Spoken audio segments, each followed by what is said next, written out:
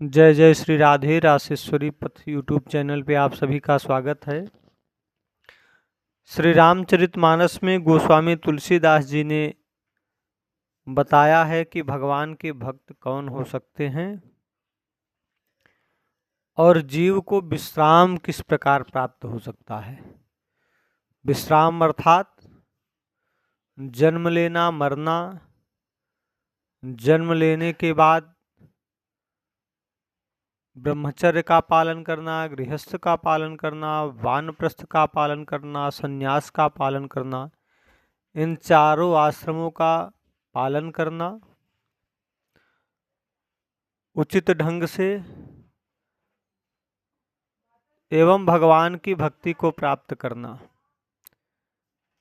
इन सभी क्रियाओं से व्यक्ति को विश्राम कब प्राप्त हो सकता है, उसके लिए गोस्वामी तुलसीदास जी ने कहा है कि बिनु विश्वास भगति नहीं, तेहि बिनु द्रवहि न राम। राम कृपा बिनु सपने हूँ, जीवन लह विश्राम। बिनु विश्वास भगत नहीं, बिना विश्वास के भक्ति नहीं हो सकती। बिना विश्वास के जो भक्ति होती है उसको अंधभक्ति कहते हैं, और विश्वास के साथ जो भक्ति होती है उसी से भगवान प्रसन्न होते हैं। विश्वास वाली भक्ति और अंधविश्वास वाली भक्ति क्या है?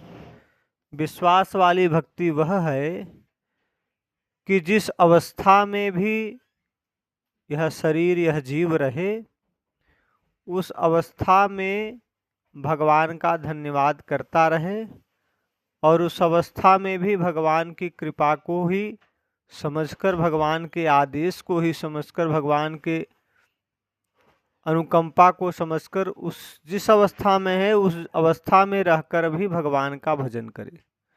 अवस्था रोगी अवस्था हो, निर्धन की अवस्था हो, किसी भी अवस्था में हो, भगवान का भजन करे। और भगवान का भजन और भगवान की भक्ति कैसी हो? विश्वास पूर्ण।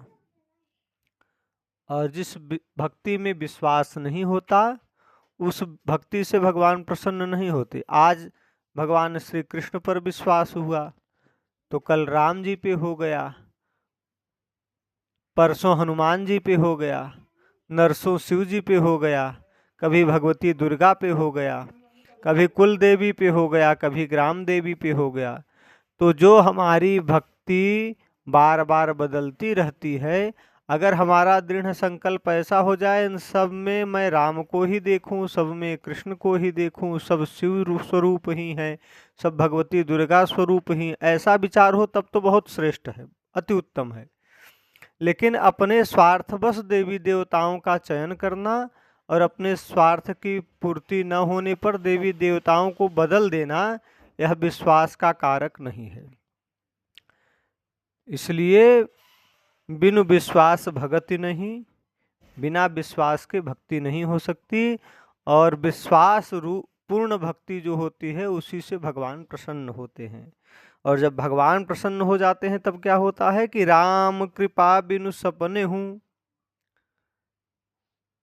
जीवन लह विश्राम। भगवान राम की कृपा के बिना, ईश्वर की कृपा के बिना इस जीव को कभी भी विश्राम नहीं मिल सकता।